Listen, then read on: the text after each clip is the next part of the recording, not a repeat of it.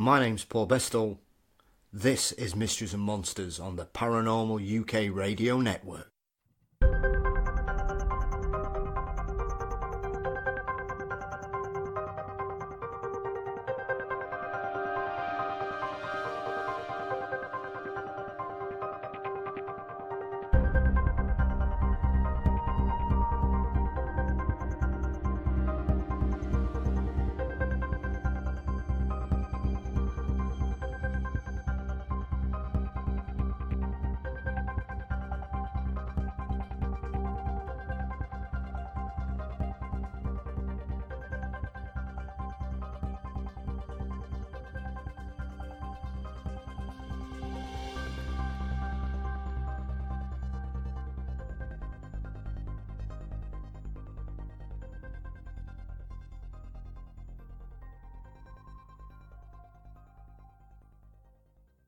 Welcome to this week's episode of Mysteries and Monsters. Just before we dive into this week's episode, I just want to say congratulations to one of my oldest and dearest friends, Dan Branham, on the continuing success of his fantastic new board game, Nudge. Dan's one of the most talented designers and artists I know, and like me, has finally embraced his calling at a more mature age, shall you say. You can check out the brilliant game on his website, nudgegames.co.uk. And it's 100% eco-friendly. So, what more have you got to lose? Good luck, Dan. Keep it up, mate. Anyway, on to today's episode. And it's a belter. I'm delighted to welcome back author and former policeman Andy Gilbert to discuss his new book, Credible Witness 2, More Paranormal Police Stories. Andy was one of my first guests, so I was both delighted and intrigued to see his second collection of first-hand accounts of police officers being released. All the stories show accounts of police officers coming face-to-face with the paranormal. Too often we hear second-hand stories or urban myths passed off as actual emergency service stories. So that's what makes Andy's books stand out, as they are all first-hand accounts direct to himself, and for the price of a coffee, you can get yourself a copy on Kindle through Amazon. Just before we dive in, don't forget to follow us on Facebook. You can subscribe to us on YouTube, and we're also on Twitter and Instagram. Oh, and make sure you keep listening after the interview, as I have a spooky surprise for you all. Right, let's take a trip into the paranormal with former police officer Andy Gilbert.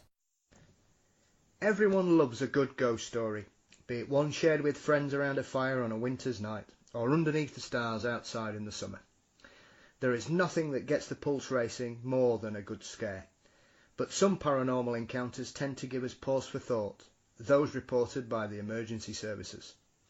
I'm delighted to welcome back author and former policeman Andy Gilbert to discuss his second volume of first-hand accounts, Credible Witness 2, More Paranormal Police Stories. Andy, welcome back to Mysteries and Monsters. How are you, sir? I'm very well, thank you. Delighted to be here. Oh, well, here we are, Volume 2. Obviously, when we had our first chat a few months ago, I know you were building up to getting it out. So, how did you find collating the second volume? Was it easier? Did you put yourself under any more pressure, Andy? Well, after the first one came out, I was because, like you said in your introduction, it's really good for people to talk and have that conversation when you're with friends. Have you ever seen a ghost? And you'd be surprised at how many people will actually, if they trust you enough, they'll actually tell you. And after the book had come out, I went on a local radio station. I did some podcasts like this one, and people started getting in touch with me with stories. And I thought, oh, what a shame you didn't get in touch with me in time to put these stories in the book. And it got to a point where I'd got half a book completed, and I'd got some really interesting stories. So I thought, will I ever get enough to do another book? So I started asking some friends in the building trade, because I knew from my research online there'd been quite a few reports of people who had been renovating old properties and they'd witnessed things. But unfortunately, nothing was forthcoming. So when Christmas was out the way, I thought, right, I'm going to commit to this now. And I just started emailing all the retired police officers associations So I spent a day writing emails, and then I waited, and then the story started coming back. I mean, do you, on the back of the first book, Andy, and obviously your press appearances, I mean, it was wonderful to see you appear in the press last week in your local newspaper as well. So have you noticed that second time around there's a bit more anticipation in regards to the second volume? I think there was. I mean, I did want to sound. I think it was difficult second album syndrome. I think if you're in a band, and so I was very wary of that, thinking, "Oh, is he just?" I mean, as you know, everything goes to a charity anyway. But I didn't want people thinking, "Oh, is he just trying to force it out, and he flogging the same old stuff?" But I don't think so, because the stories that came in were different, and some of them were equally as good as some of the ones that were in the first book. Yeah, I mean, it's incredible, really, because it's one of those things when you talk to people about the paranormal. Yeah, like I mentioned in the introduction, Andy, there always seems to be something where if it's a police officer or fire service or ambulance or nurses, it tends to be taken with far more credence by the general public or by your friends who aren't in the forces, emergency services, than it perhaps does with colleagues. Did you get any kind of feedback from the general public, sort of on a positive way, in regards to these first-hand accounts? I think it does help if you're part of the emergency service, although that doesn't make anybody any more honest or any more credible. I think it's with it being the theme for the book. I think it's because it's from a group of people who, there's nothing wrong in anybody talking about saying if they've had a strange happening, a paranormal happening. I just wish more people would talk about it, because there is that stigma involved in all walks of life. But I think more so in the emergency services policing world, is that even now, some of these stories, it was the first time they were being told. And, I sent the letter, they said, please don't, I know who they are. None of these are anonymous stories or second hand. Yeah. I know who's told me all these and the identity of the people, but I haven't put them in. They said, please don't say that, because obviously reputation, even now, some of them 30 years afterwards, they're very conscious of the fact that their credibility might be questioned, and their sanity might be questioned. Yeah. I mean, it's intriguing, because what I like about this second volume is obviously there's a lot of building blocks in the first book, especially Aldridge Police Station, and it seems that the first book kind of opened a whole range of stories that perhaps you weren't aware of, because people suddenly realised they were not the only person to have experienced something spooky in these certain locations.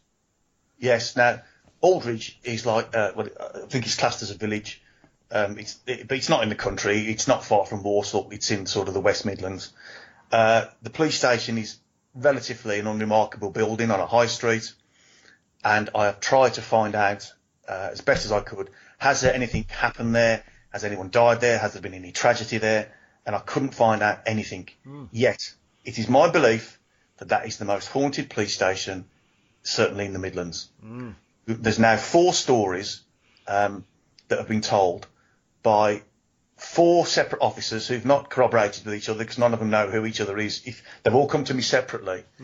But there's in the second book, there's these 2 officers who they say, look, we're both genuine 6-footers, we're both taser officers. We're not shrinking violets, but sometimes we go into that station. And we just used to turn around and say, not tonight, because it was quite obvious there was something there.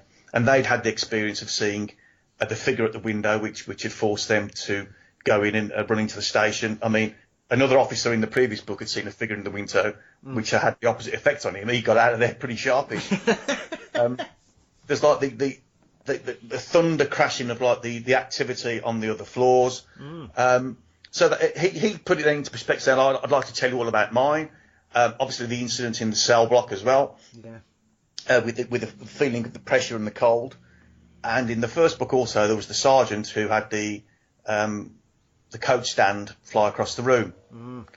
So as I was preparing I was nearly just going to sort of press, I got contacted by another sergeant who said, is it too late? I need to tell you about my story.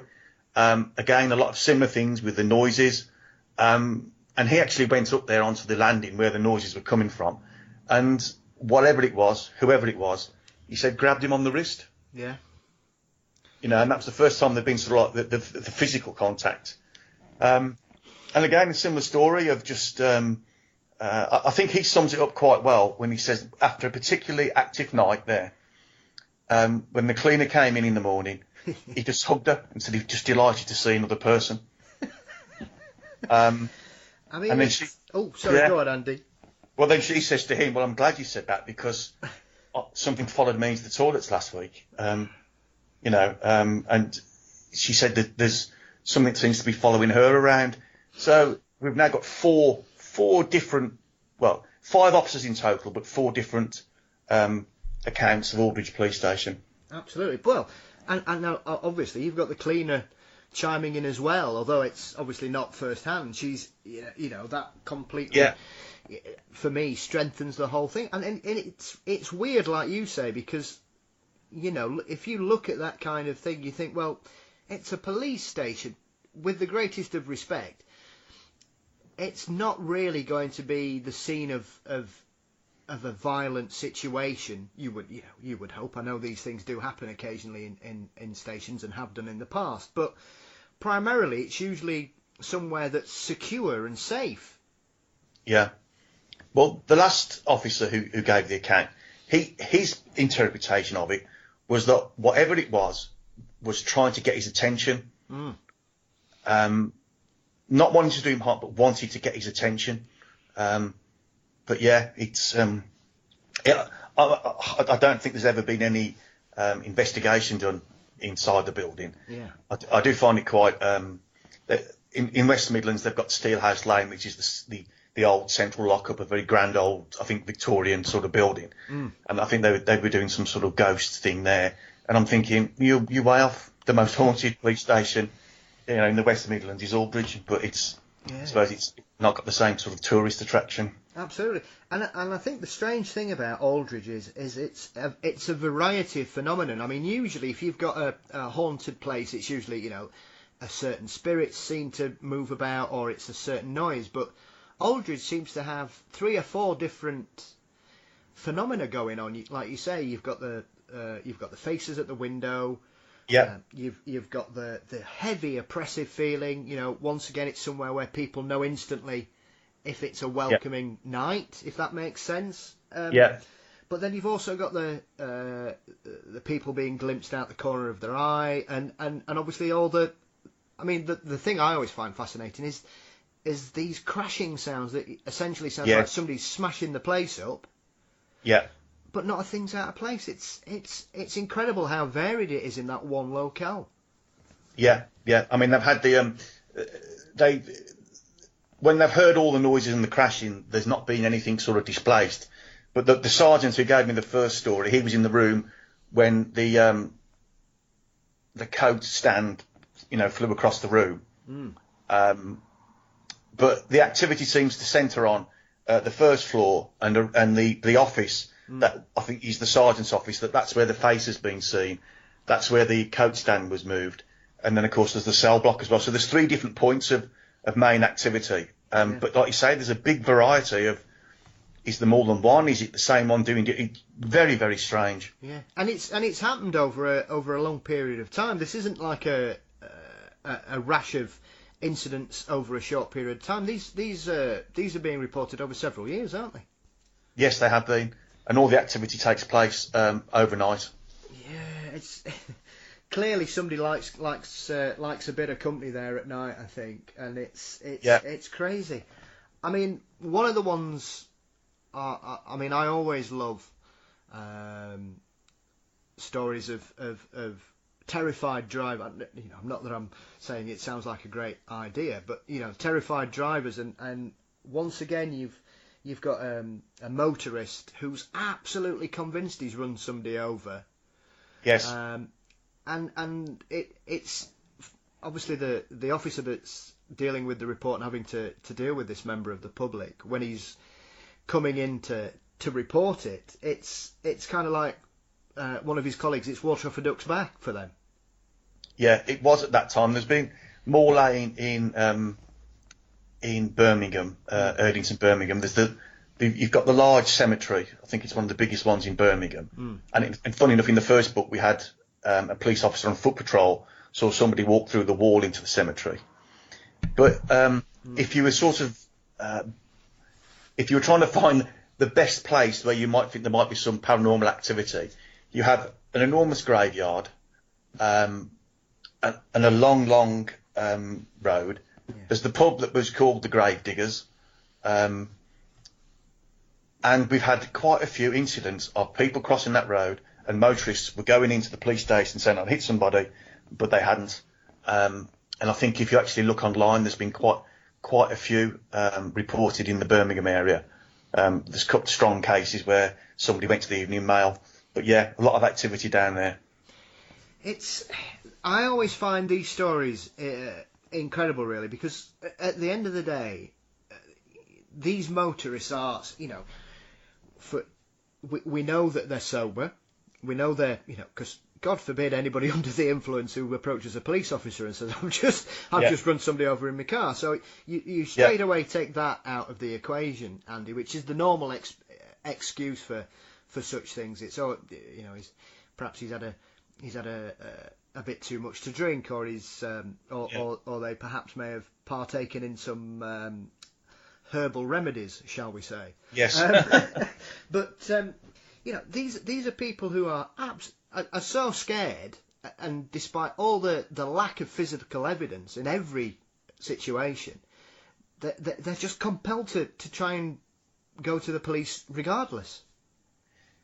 It is, and it's interesting also that in the second book, there's the two officers who are actually driving their own car. Mm. When another car appears in front of them, and they drive straight through it. Yeah. I mean, so we have two officers there. Yeah.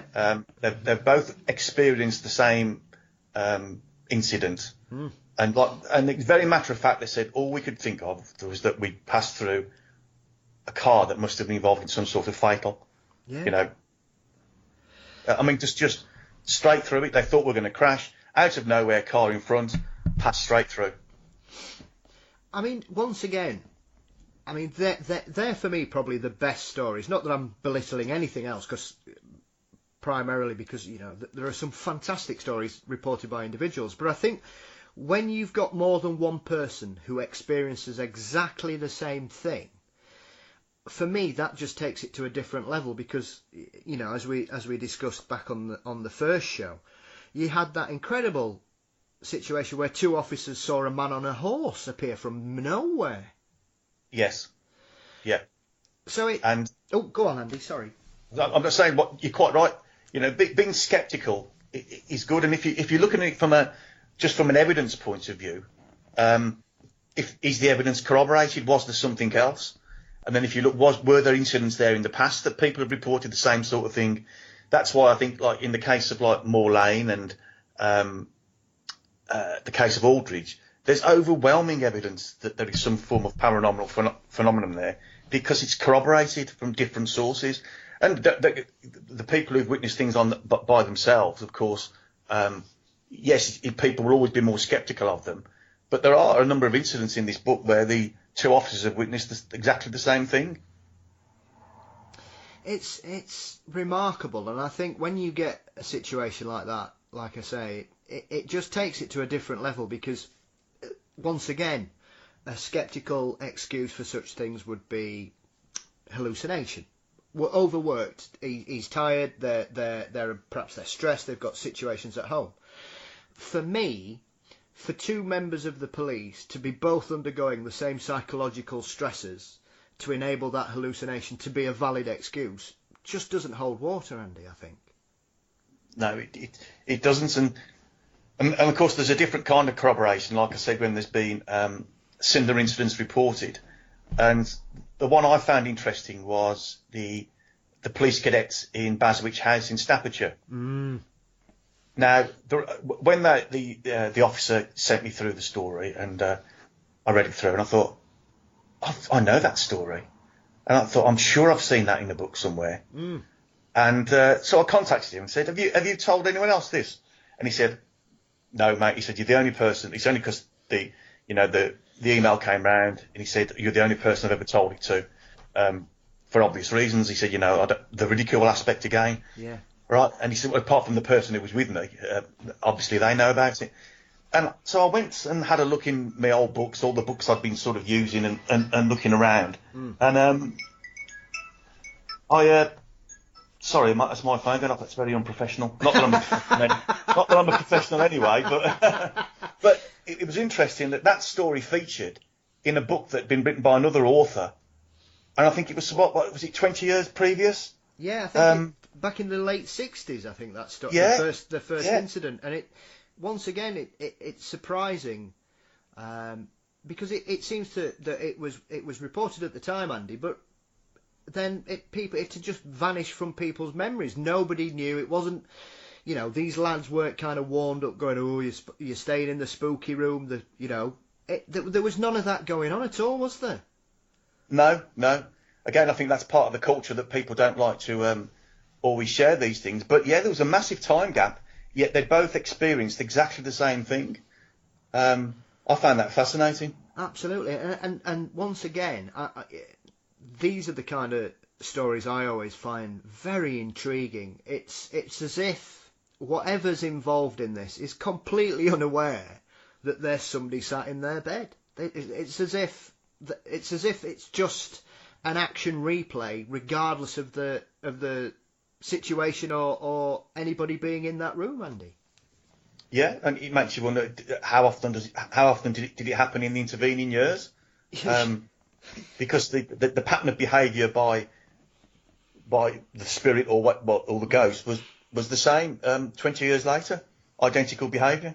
Absolutely, and it does beg a belief, because I'm sure we all know, Andy, we've got friends who could probably sleep through an earthquake. And it makes you wonder just how many times it happened and people didn't realise it had happened. Yeah, good point. Yeah. Oh, it's remarkable, like you say, but it was really interesting, like I say, because as you did your research and you found the book with the story from 1968, the fact that you had got such a long gap means that clearly this is it's probably still going on to this day. I think it's been knocked down now. I think the whole site's been cleared. Yeah. And they've moved HQ, so I think there's a load of houses being built on it. But well, it's that's I think I'm not completely certain. I know that certainly their headquarters has moved. But if you are, with all the police cuts and what have you, when there's police buildings up for sale and a lot of them being converted into flats and apartments, you never know what sort of might be in there. And there have been incidents of that in the past. I think there was one down south, and I think Canterbury Road, which again features in both books. Because in the second book we've actually got an officer who's actually seen the Canterbury Road ghost, and I think the long-term plans are that that's going to be turned into some sort of apartments, but there might be a residence already in there. Yeah, and one who's clearly a little bit mischievous, because I think isn't the story, one of the stories in the second volume is an officer goes to have a kit because he's been on and he's going to be back on at 6 a.m. I think. Yeah. And his boots vanish, and he just thinks one of his colleagues is pulling his leg. Yeah. He goes down to the guy who told the story, and he says, I don't know what you're on about. And then it was another occasion when the officer who'd been accused of the moving the boots, when he actually saw this figure of the man fly up the wooden stairs without any sound and disappear. And I picked that up off a Facebook group. It popped up now and again, and there it was. People talking about Old Canterbury Road, and quite rightly, some people were saying, "Well, it's an old building. When it starts to cool down, yeah, there will be all those noises." But this wasn't that. This was a person, and we've also had cell doors slamming, which that doesn't happen by themselves, And that's that's quite a unique sound, and it just doesn't slam by itself. Absolutely. I mean, that for me was one of the scariest, spookiest stories in the first volume, because, as we mentioned at the time, I know how much those doors weigh. Yeah. They don't move for love nor money unless you give them a good old heave. Yeah. Yeah, absolutely. Oh, so brilliant. I mean, another strengthening to some of these stories is when we have animals involved. Yes. And there's a story that you've managed to get hold of about Salford Royal Hospital. Yes. And as soon as I started reading that, I was thinking, well, I wonder where we're going to go with this. And as soon as the dog turned up, I thought, oh no. Yeah.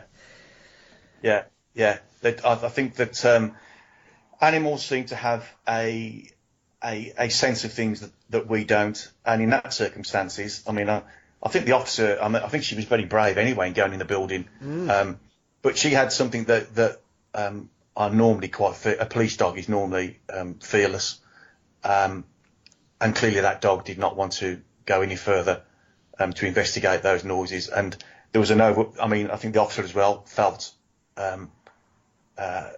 herself, it just wasn't right. But that dog, a trained dog that's never had a problem in the past, normally they'll love to run out in an empty, dark building and try and find somebody. Yeah. Just did not want to go any further.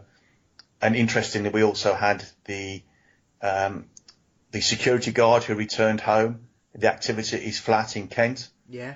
When that was surrounded by more than one police officer. They all heard the activity inside, but when he returned, his dog did not want to go back in the building. And of course, we had the one of the ghost horse, when the officer had just finished duty and was out walking his dog. Again, the dog decided to do one, so to speak. So there's three examples there where animals seem to have a great sense of something that perhaps we might not. Absolutely, and I think the other thing that strengthens these stories is that obviously on a professional and a personal level, anybody that's working with dogs builds a relationship up. It's a mutual trust situation, Andy, isn't it?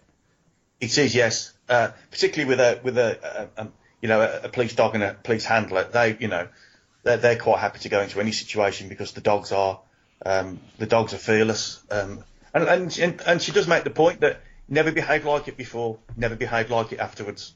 Absolutely, absolutely. I mean, she says, my dog continued to work as an exemplary police dog and never had any other problems when going on to search for hidden persons. Yeah, and of course, I found it interesting, obviously, because I got the story and then did a little bit of research about the tragic bombing that had taken place there, and very interesting story, that one.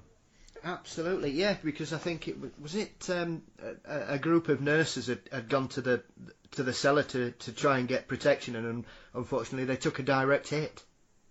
Yes, yeah, and it is. I think it's always interesting for the person who's researching it and for the reader when you can find a little bit of background out about things. Yeah, absolutely. Well, it at least gives you some kind of history to the building, because as I'm sure you're aware, and you've probably come across during the book, Andy, there are always spooky old buildings and things where people will always say, oh, this happened, but some, like I say, on several occasions in the book, you've got veritable information overload with some of these stories, because you've been able to verify the exact incidents that have happened that prove that these aren't just tall tales or just gossip down the years.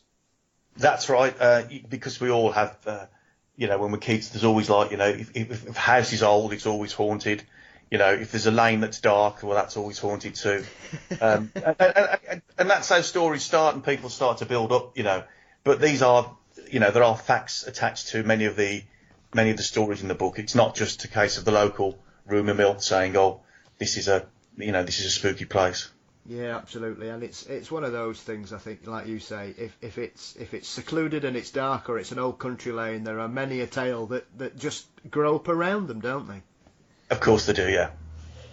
I think I was struck as well. There's one other story that really stands out for me, and it's from the chap who's strangely driving down a country lane, and then all of a sudden, from nowhere, his car windscreen begins to freeze up, but it seems to be happening on the inside of the car. Yes. Now I actually met that former colleague. I went to my partner sings in a choir, and they were singing actually at Stillhouse Lane, which is now a museum, the cell block's a museum, and it was to raise money for Parkinson's. So I'd gone along to watch that. And lo and behold, he was there, and we started talking. Oh, what you up to? And I just said, oh, I did this book. And then he just looked at me, and then said, I've got a story to tell you. And he said, I really, and he explained it to me. He said, I'm going to go home and write it all out. He said, I want to do it justice. He said, but he said, you know, it's absolutely terrifying because the whole windscreen froze from the inside, and it froze instantly from the inside. Yeah. Absolutely terrifying. And that one, kind of also, it covers a couple of really good things. And the thing about this story is it's got a lovely sting in the tail, I think, for me, because obviously this poor PC decides, you know, he tells somebody what's happened, and obviously he gets his leg pulled for a couple of weeks. Yes. You know, every time he's going into the canteen, anybody, hey, how you doing? And I think a couple of his colleagues had tried to wind him up on that very night, I think, by pretending to be something paranormal. But yes. So towards the end, I think he goes back and somebody's pulling his leg, and then I think, is it the dive team interject and just basically take this story to a different level? They do. Whilst they're there, you know, I think someone says, oh, seen any more ghosts lately, Sarge? And they were on the next table and over here, and then joining the conversation. And one of the dive officers says, well, I kept horses down there. There's an awful lot of stories about and we've just spoke about how these things can build up. But apparently it was one of the cottages was the home of the last Birmingham hangman. I've tried to verify that, but I haven't been able to do so. But he actually turns around and says there are an awful lot of paranormal events down there. He said, because I had stables down there, and I was there, people reporting things all the time. Yeah, and I think, you know, the thing that probably gives their input credence is, you know, dive teams are tough people, you know, because you're dealing with some pretty nasty situations, aren't you, Andy? Well, funny enough, a retired colleague of mine, a friend of mine, got the book 2 days ago, phones me up, starts talking about this story, says I grew up there when I was a lad, and it was always like, you know, it was a famous area, proper spooky. And he then went for a drive down there. Last night he sent me some photographs of the location, because I've never been there. Yeah. And he's saying, oh, he said growing up, he said it was always the place. He said to me, he said when I was driving down there, he said, I felt uneasy. And that was yesterday afternoon in broad daylight. And I mean, that's the other good thing as well. There you are straight away. Somebody's got the book, thought, oh, I know all about. Then again, have you already started to see people coming to you again, Andy, off the back of the second volume? Well, because I have an interest in this, but it's not like it's with me. Nowadays, it's beer and football, and I do enjoy writing. I do enjoy this subject because I've got to meet with some very interesting people. I've got to go on podcasts like this, which I think is really great. But I can't say I enjoy writing, and I'm sort of a reluctant sort of author about these two books, which might sound strange considering I've done two books on it now. Yeah. But it all started with just that one. Have you ever seen a ghost? And then a couple of incidents, and it just snowballed. And I thought, my word, this world that's out there, we know so little about. And I suppose I've got a fine tune now. I've not yet had anyone come forward and say, you've just missed me. But I have heard somebody told me about an incident that happened recently in Ladywood Police Station, whereby one of the female officers thought she heard right behind her shoulder somebody say, "All right, love." And then a few days later, there was a witness in one of the waiting rooms downstairs. She said she heard a male voice say to her, "What are you doing here?" And so she came out, and there was nobody there. And the feeling is that it's one of the old cleaners that used to live there. The exact phraseology was the way he used to say things.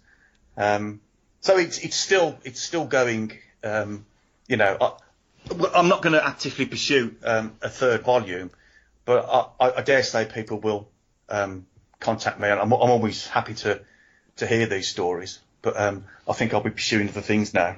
Yeah, I mean, have you been surprised at how well they've been received, Andy? I mean, and the fact that it's perhaps brought you in touch with colleagues and people from around the country that you would have never normally met, regardless of all being serving police officers, regardless.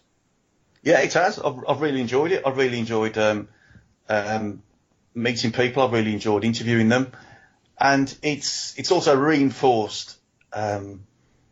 It's reinforced my belief that there is something beyond, because I've spoken to these people.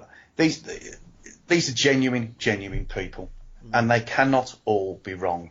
Yeah. And I just think that the conversation, the more people have the conversation with friends and family, I just think the more interesting it will become for all of us. Absolutely. I think one of the stories that makes me chuckle as well, I would imagine this is something of a professional reoccurrence, I would imagine, for colleagues around the country, Andy, is that you had a couple of officers who bumped into some ghost hunters who were in a derelict house. Yes. And both sets of people have the same experience independently. Yeah, now that's a fascinating story. Because I met that officer at a party, and I remember just having a quick chat with him because this was going back a little bit, and he explained it to me, and I said, "Well, that's fascinating for two reasons." I said, because you've gone into this house because you've seen some sort of lights flashing. As you've gone up the stairs, you've heard the sound of what sounds like a bed being dragged across the floor. And again, there's two officers together, so it's corroborated. And then they've had a choice then, because they've heard voices from one room and they've heard something being dragged from a second room. So they chose, well, we'll go with the voices and we'll see what's going on there. So they burst in, expecting to find obviously people perhaps tatting or what have you, stealing the metal, or burglars, because they were empty houses. Yeah. And they're actually ghost hunters. So the ghost hunters had a fright, the police officers had a fright, but when they played back the tape, they had heard that they picked up the sound of what the police officers heard when they came up about the previous occupant had died, and that there's apparently some activity in one of the rooms that sounded like a bed being dragged across the floor. So that was sort of a double whammy, really. Yeah. I mean, it's intriguing because once again we have a story with, I think there were 3 ghost hunters, weren't there, and 2 officers. Yes. So once again you have 5 people there, all having the same experience. Yeah, and obviously the ghost hunters had acted on the intelligence that people had said there's something going on here. Yeah. So we've got that information's passed first. They go along and they've obviously recorded that, and it's also been heard by police officers at the same time. Yeah. So yeah, that's strong. That's strong evidence, I would suggest. Absolutely, and especially with the recording being involved as well. That the officers weren't primed, they weren't told what they'd recorded, but as soon as they played it, it was exactly what they'd heard. Yes, that's right. Now, I think there's one story that in the book which is just incredible, really, and unfortunately, it's probably the most gruesome story in the book as well. It's about the murder of the lady above the Chinese restaurant. Yes. Now, when I read that, through the first part of that story, it seems like a pretty tragic event, and I was kind of expecting the story to go in one particular direction. So to say changes the whole expectation of what happens there, Andy. I just found that story incredible. It's. I mean, you've got a awful situation. You've got a complete lack of substantial evidence. Nobody can kind of work out what on earth's the reason for this, and yet you end up with somebody completely not connected to the case, just showing, well, I don't know what. It's incredible. Well, they demonstrated they had a knowledge of what had happened through sort of, how do you explain it? They've sort of seen it through psychic means. They've had the whole thing. They've witnessed the whole thing, beatly, psychically, and a considerable distance away. And when the officers went to, it was the bottom of the pile because the investigation was struggling, but because the SIO was very thorough, he said, well, we'll go and do everything. And of course they had the laugh and the joke on the journey. They're expecting to see the stereotypical, an old lady with a house full of cats, and yeah. But this is what people think, don't they? Yeah. There is that, and they go there and they meet a very respectable couple, and a very intelligent lady tells them things that she could not possibly know unless she was well, that only probably the people were there at the time knew. And of course the officer then goes back and visits the scene, and everything that was said was corroborated, and the prediction that she made about the offender turned out to be quite accurate. You're listening to Mysteries and Monsters on the Paranormal UK Radio Network. Yeah, I mean I'm talking about it now, and it's giving me a little bit of a chill up my spine, I have to be honest, because it's an easy criticism sometimes, I think, because sadly there are a lot of people out there who try to take advantage of such situations and offer their services to the police. Yeah. Claiming that they can help in the case, and many, especially in the States, there are plenty of psychics that have claimed to have solved hundreds of cases, and then you put them under scrutiny, and things just kind of don't really stack up. But no. This is one of those cases, I think, because we'd got the murder of a woman and a child, and very horrific, to be fair. This is not just a murder. It's a gruesome story. That kind of information, because of the circumstances, would not have been released to the press anyway. So no. There was it's often said, oh well, they've read about the case, everything's been in the case, they're just repeating stuff and adding a bit of mysticism to it. But at this, there was nothing that this lady, she had no connection to the area, the people, the case at all, and just felt compelled to come forwards. Yeah, and this is way back before the way social media is now, and everything is 24-hour news channels. This is going way back, before then. And there, like you say, there are with spiritual, paranormal. Of course, there's money to be made, isn't there? There's lots, with if you've got a ghost, you can make some money out of it. Absolutely, sadly. So you've always got to be wary of people doing that. You've always got to be wary of people who think they may have some form of gift, and they may not. Yeah. And that can cause an awful lot of difficulty and upset for people. But we have to realise that there are people who have a gift, who have the ability to connect with things that perhaps we might not want to understand. But there are many genuine people who do have that ability. Absolutely. Whether or not they will consider it a gift, I don't know. But it's some people genuinely do have that ability. Absolutely, and I think that's what takes this story to a different level for me, is the fact that she didn't want no publicity. She wasn't going to the press or anything. She simply wanted to help as much as she could, I think, for her own peace of mind, I think, because it obviously the other aspect of this case is she kind of relived this awful event. Yeah, and it's not it doesn't do it for it professionally, but just has these things happen, and I think there are people out there that do, whether they like it or not, that are going to experience things, and it must be very difficult for them at times to think, well, what do I do? Again, because we have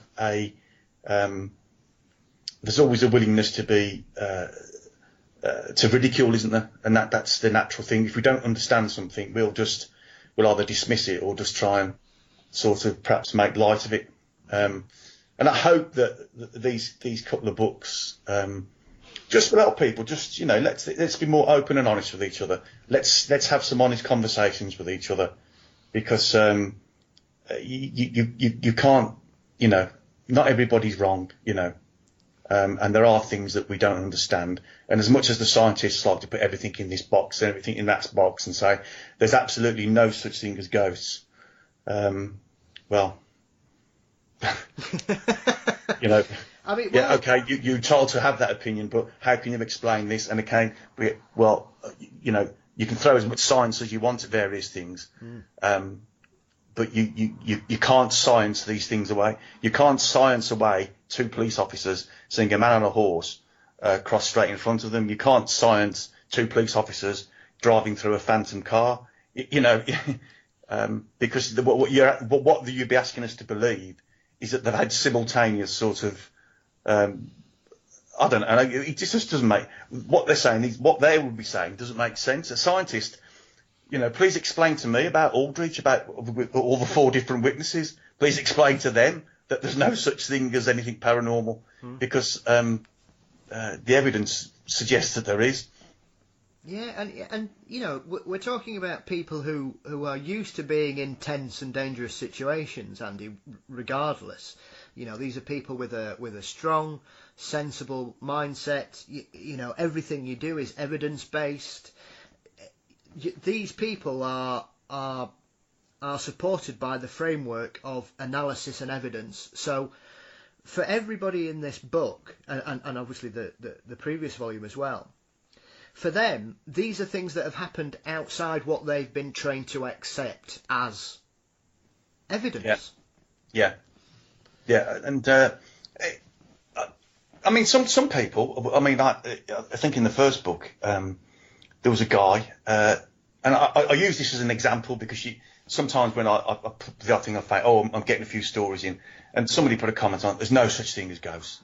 There's only highly strung people.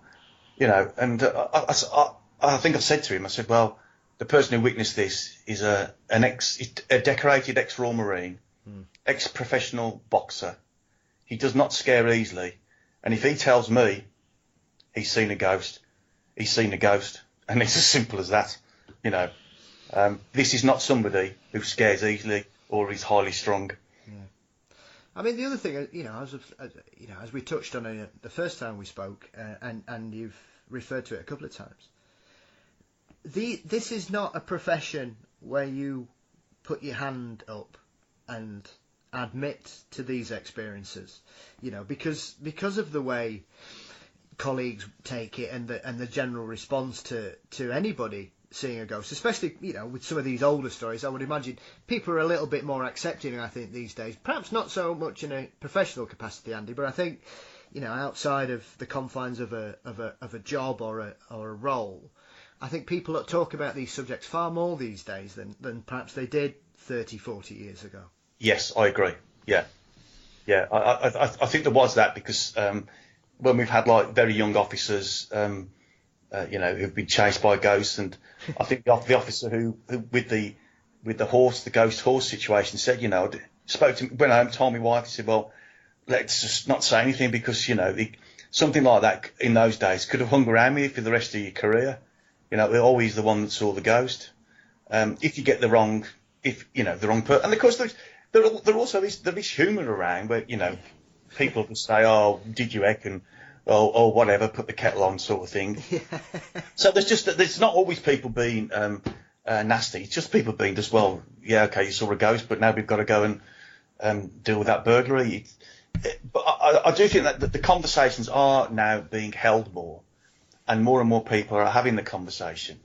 I was in Buxton recently. Oh, okay. So I wrote a comedy show, and I did a 1 hour show at the Buxton Fringe Festival. Oh, brilliant. But that's what I'm sort of working on now. But when I went to the hotel, I was just checking in, and there was a young girl there, and she just said, oh, I wanted to change something on the booking. And she said, I'm new here. I don't know how to do that. Now, I've done this before in other circumstances. When I find out someone's new in a place, I used to do it when I was in the police. And I goes, oh, have they told you about the ghost yet? Now, I didn't know anything. I was just basically just for hoping to get that reaction of, oh no, what ghost? I know it's childish, I know it's not big and it's not clever, but it's just something that I just felt the need to do. And she goes, oh yes, I know all about it. And then the girl who'd worked there longer came out and started doing it. And I said, well, what's all this about the ghost then? And she said, oh, the ghost on the first floor, she actually announced that Mrs. So-and-so used to live here way back when. I've seen her a few times, and she tends to sort of, she's got a bit of an attachment to me. And we've got another ghost of a dog that's been seen a few times around the front of the building. This was the Palace Hotel in Buxton. And I was just sort of, oh, right. So there's my little sort of prank had backfired on me, so to speak. Yeah. Because they said, there is ghosts here. And so... Anyway, I did give them a copy of the book because I felt a little bit bad. I said, this is why I've got an interest. Please, please have this copy of the book. I wasn't trying to, and they just laughed and said, no, the hotel is haunted. Well, to be fair, whenever I go anywhere, Andy, I'm always being nosy and asking similar questions, so I know exactly where you come from. And when you go somewhere, I mean, especially a place like Buxton, because it's a historical town. It's had. It's a lot of history in that little town for where it is. So yes. There's a few places in the Peak District and around Derbyshire where, there's some, obviously the most famous is probably Eyam, the Plague Village, yes. which is a wonderful, well, not, obviously not a very nice situation, but it's wonderful to basically just take a walk through history. It's incredible when you go there. Yes. Yeah, it is full of. But I just find it quite funny. There was me trying to be clever, stroke humorous, and matter of fact, no, we've got a few here, mate. Yeah, and they always seem. I mean, places like that, hotels and theatres and things, they seem to embrace their resident spirits a lot more than some places. I think, Andy, they seem quite welcoming and comfortable having a spirit wandering around. Yeah, I think. It's important to remember that nobody seems to get hurt. In some case, I try, there are different kinds of hauntings and what have you. And I think in some cases, whatever's going on, they've had absolutely no interest in us whatsoever. They're just going about doing what they do. Whether that's on some sort of loop or not, I do not know. And there are some places where it's just accepted, and I'm sure there's people listening now and say, well, yeah, and, it's just accepted that there is someone or something still hanging around the place, but they're not there to in terms of, there are the odd sort of poltergeist that can be quite nasty, but a lot of these spirits of people who are known and identified don't seem to want to harm anybody. I mean, like I say, the majority of the stories, it's usually a noise, or sounds of something happening. You've got a few apparitions, but I mean, there's a lovely little chapter where you've got a number of reports from officers who discuss seeing very striking individuals out of place, who either they I mean, I think there's one guy who's driving down a road about, was it 3 a.m. in the morning, and he passes an old man, and he's like, Yes. well, what on earth is he doing out? Spins the car around, comes back, he's gone. Yeah. Yeah. I think there's a few sort of roadside incidents of that nature where there's I think there's another one with he almost runs over a woman in grey. Yeah. On his way home. There's the incident in Lincolnshire where the occupants of a car have a ghost of a girl pass through the car. Yeah. Yeah, there's quite a few. I suppose the nature of roads and what have you, they do tend to attract quite a bit of activity. Absolutely, because like I said, the old man did. I think. Correct me if I'm wrong, Andy. But the thing that stands him out is the fact he was using a walking frame. I can't remember about the frame. I know he was very frail. Yeah. And I know that the officer, it was on his mind a lot. So when he came back to work, he did go and he was making inquiries with the coroner's office, and he did establish himself that there had been an old man run over on that road. Yeah. Because it was preying on his mind. Yeah. I mean, it's one of those things that, I mean, if you have that experience and you probably came back just to, I would imagine he was hoping there was no report of such a situation. But I can't imagine what it must feel like when you see something and you have the opportunity to be able to look at the incident log and or any particular incidents in that area, Andy, to then actually see an event that matches up to what you've experienced. That must be quite chilling, I would imagine. I think it would. I suppose in one way it's going to be chilling, in another way it's going to be a source of relief. I would suggest. Yeah, I'm not going mad. Well, actually, there is there may well be an explanation for what I've witnessed. I've never, I haven't seen anything, or had sort of these, or actually sort of had that experience of seeing a ghost, or what I believe to be a ghost. But I believe in ghosts because I know the people that have seen them are, when they've explained it to me, absolutely no doubt in my mind that, and I keep saying it, but, all these people can't be wrong. No, I'm never going to have that. Yeah, absolutely. I mean, there is a couple of stories that really made me chuckle as well, which are involving officers and Ouija boards, which was a combination I never thought I'd read, Andy. No, well, I must admit, when I got those stories, there was a vision in my head of the it was a little bit Ashes to Ashes, and I just saw a bit of a Gene Hunt character, old school detective. Hard drinking, but that's there was that element of humour in it, which I think the person who's telling the story put in themselves. But it all turned out to be slightly different. When there was one case when they actually, in their drunken sort of efforts, turned out to be pretty spot on, and the one where I think he succeeded in frightening himself more than anything. Yeah, I mean that's the other striking story. I think the one that you touch on there firstly about because I think they're trying to talk to somebody's dad, aren't they? And there's been a particularly nasty case in the area. Yes. And they're just sort of saying, asking for some kind of assistance. And it's one of those that once again, you go through the story, it's all a bit strange, and then there's a wonderful, wonderful twist in the tale.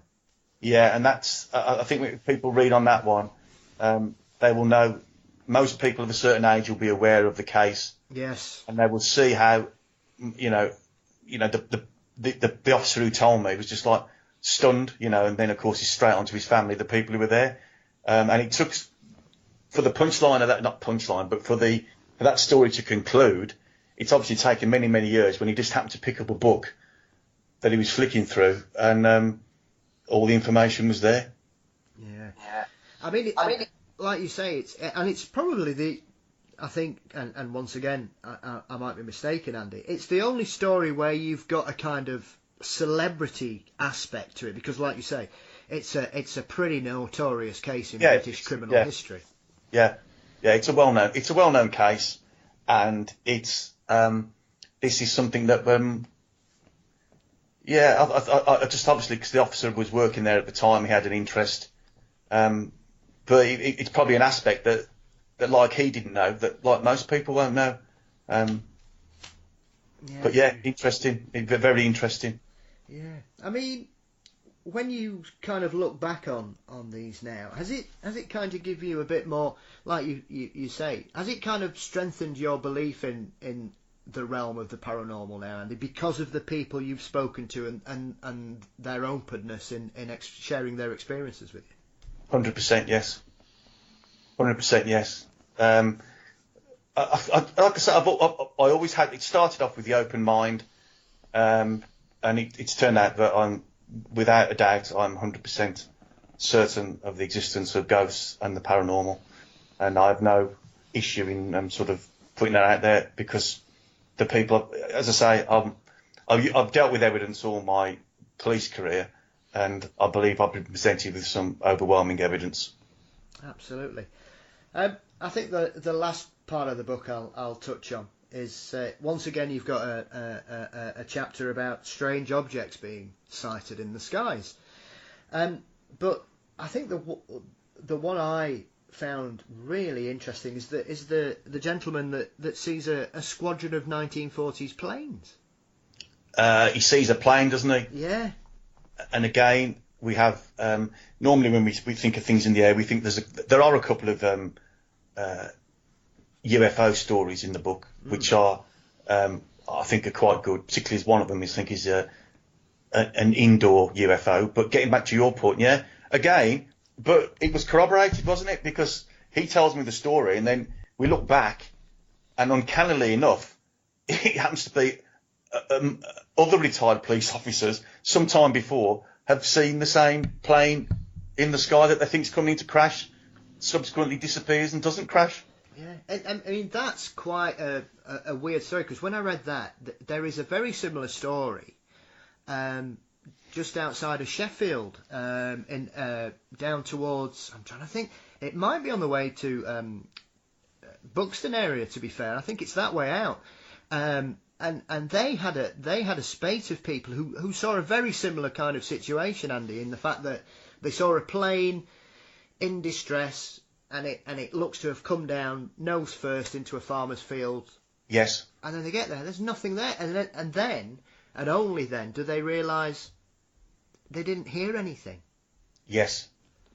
And I just think, wow. And when I saw that, it was really odd, because it's very similar to I think it was at the end of the 70s. It was quite well reported. It might have been on Arthur C. Clarke, I think. That's when they were talking about strange objects. And it was peculiar that every witness said that at the time, none of them realised it was in complete silence. But they couldn't hear anything. It was like they were in a bubble, just seeing something happen. Yeah. Yeah. I mean, as I say, I am not. I don't profess to be an expert or have any knowledge, and just thinking now, people say, well, yeah, but you can't have a ghost. Well, we might be seeing the event, not the object, if you're with me. Yeah. It's like the officers who went through the car. Yeah, I appreciate that, a big hunk of metal cannot, I'd be surprised it can come back and, but maybe they've gone through the events. I don't know. Maybe people can help me out. It's, yeah. It is a strange one. I think when you've got things that aren't people, like you say, like ghostly animals and ghostly vehicles, I think that takes you to a different level, because obviously people mention things such as the stone tape theory, where, traumatic events are recorded in the environment and become on a loop. Yes.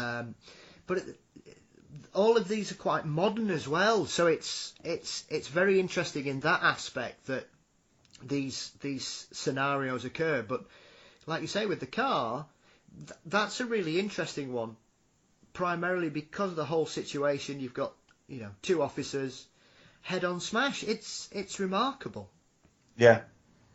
I think they went through it. It wasn't it appeared in front of them. Oh yes. They thought we're going to hit this straight behind. She just appeared from that, and they went straight through it. Yeah. Drove straight through it. Oh goodness. And on to the incident they were going to. But we're talking about something that's happened in the space of what, seconds? Yeah. I think the actual story's only a paragraph long. Yeah. But you could end up talking for hours about trying to, what on earth has happened here? Yeah, it's striking. I mean, it also reminded me of an incident up here at Stocksbridge Bypass, Andy, which gained some real notoriety because 2 police officers were involved, and they're one of the few occasions I can remember, in the older days, where you had serving police officers who were quite happy to go public with what happened to them. And I think that's what always made that story a bit more, once again, credible, ironically enough, was the fact that these 2 chaps were very, very happy to basically say, yeah, we had something really strange happen to us, and neither of them could explain it at all. That's a very famous case, and both the officers were named at the time. They came forward and said what they saw and what happened. The Enfield haunting. Yeah. There's also a police officer involved in that who saw the chair floating in midair, I believe. And of course, more recently, we have the incident in Scotland, the poltergeist with the, I think it was the Chihuahua that was meant to be floating in midair. Yeah, I think was that the Sauchiehall poltergeist? I think it was. Is it Sauchiehall poltergeist case, that one, Andy? Is it? I don't. Was it Ruther Glen or? If anyone Googles like police poltergeist Scotland, it comes up. I think it was a couple of years ago straight away, and I think there's an awful lot of it was in the newspapers and media stories. Now I did send an email to Police Scotland asking if I could speak to the officers, but no one ever got back to me. So there are still sort of these modern cases that are out there. Yeah. I mean, there was one thing, and it's there's one particular case, and you've not mentioned it in either of your books, and this, it's not a point of criticism at all, Andy, but I've always been fascinated by a very notorious poltergeist in Birmingham, which was I think it was Ward End.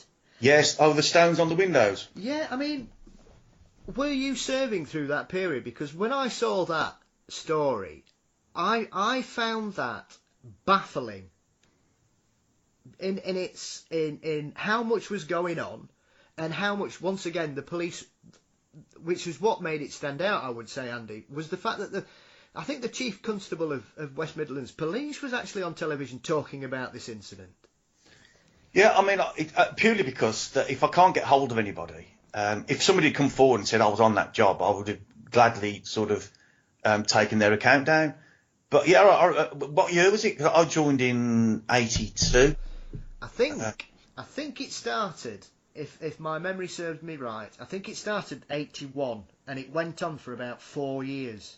Yeah, I mean, I don't recall it. I mean, but I do know the one you mean, when the windows have been broken constantly, and they had officers strategically placed on observations and all sort of cameras, and it was really, really odd, that one.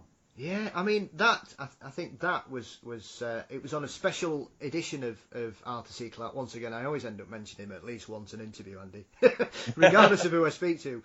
But I think it was just a groundbreaking programme, and it's probably why it sticks with people. And that one, once again, they had officers in people's gardens and hiding in sheds. Yeah.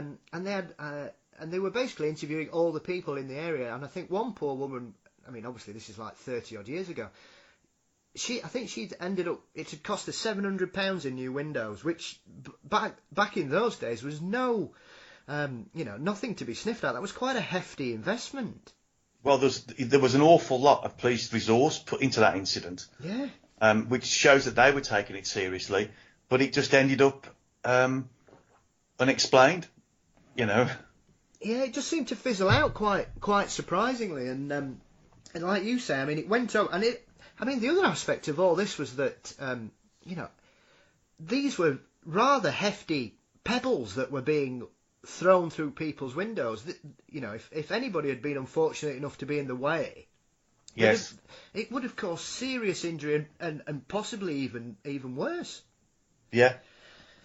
It's and it was, even today, 30 years later, none of us are any the wiser about what was causing it. Yeah, I mean that's the other aspect of that whole case that makes me think something's not quite right here. Was the fact that nobody was hurt, even with all these windows breaking, and big pebbles flying in at high speed. Nobody got hurt. No, it's a real odd. I think is the best way to describe that. Absolutely. Well, listen, Andy, it's been an absolute pleasure to speak to you again. Congratulations on the second volume. I can't recommend this book highly enough. It's fascinating. So just remind us, which charities are all profits going to? They go to Cherry Orchard Garden Services, which provides education and life skills for people with learning difficulties and autism. My lad goes there, training to be a gardener. Yeah. Good local charity up in Burntwood in Staffordshire. Absolutely. So not only do you get a fantastic collection of first-hand reports from the police, you're also doing some damn fine work there as well by purchasing these books. So, Andy, where can everybody find your work and get a hold of a copy of both books? It's on. You can get them on Amazon. The digital download and the paperback's now available on Amazon as well. So there was. I think it took a while, but they're starting to come out. If people ordered them a few weeks back, the books are now starting to be delivered. Yeah, absolutely brilliant. And, I think it's $2.99 for the Kindle version, which is an absolute steal compared to some of the rubbish that you can buy for that price. Even more of a bargain, Paul. $2.49 for the Kindle. Oh, marvellous! There you are. You heard it from the horse's mouth. And I mean, the book's fantastic value for money, and like you say, it's great work for a charity as well. So once again, Andy, thank you so much for coming on. All the very best. I hope you may consider doing another volume one day. You never say never, my friend, because both books are brilliant, and I would love to see another one down the line. And I appreciate you've probably got other endeavours, and we wish you all the success with those as well. Yep. So, Andy, thank you so much again for your time, and take care. Thanks very much for your support, Paul. All the best. Very welcome. Thornton Road, Birmingham. It's not the quiet suburban neighbourhood it seems. 5 of these houses are under siege. Night after night, rocks rain down on them. The bizarre bombardment has lasted more than 6 years. Glass in every window has been shattered, forcing the residents to erect barricades to protect their homes.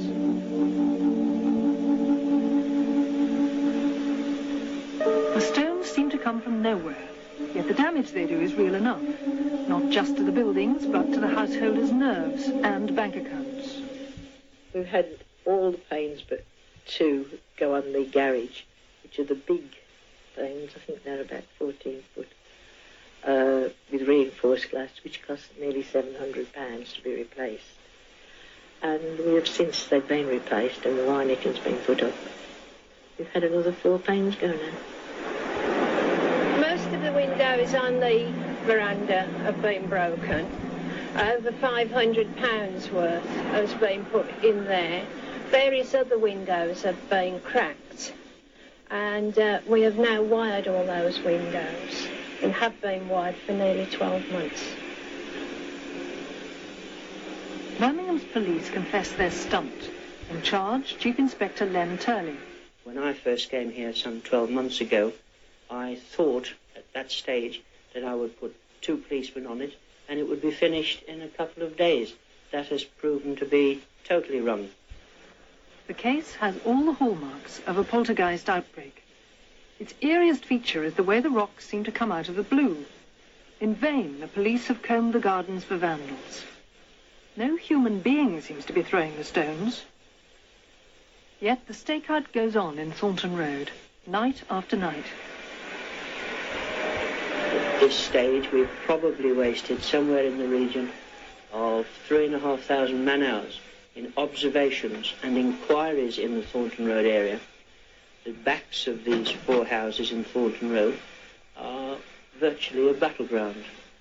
And clues are hard to come by. This is a selection of the stones. This one is about average size. As you can see, it is quite a hefty stone. It's a pebble. It looks as if it's come from a seashore, but it hasn't. The gardens of these houses in this area are all have these pebbles in them. The interesting thing about this and all the others that we've had is everyone appears to have been washed or scrubbed. None of them contain any dirt at all. We have had police officers lying, standing, hiding themselves from 6 p.m. in the evening until 2 and 3 o'clock in the morning in all kinds of weather. They have been on top of roofs of adjoining properties, and in all these occasions the only thing we can say is at certain times police officers have heard what they say appear to be stones striking the roof or the back of houses. In none of the occasions when we've been doing observations have we seen anybody. It's as though somebody's watching you, actually going up into a room and drawing the curtains, and you get stones come over as soon as you seem to appear at the window. It's uncanny, really, because it's just as though somebody's focused on you all the time. I don't really know what's going on down here. This has been going on for a period of 18 months, and we haven't got a clue who's doing it at all. Already this year we have arrested 1,997 criminals.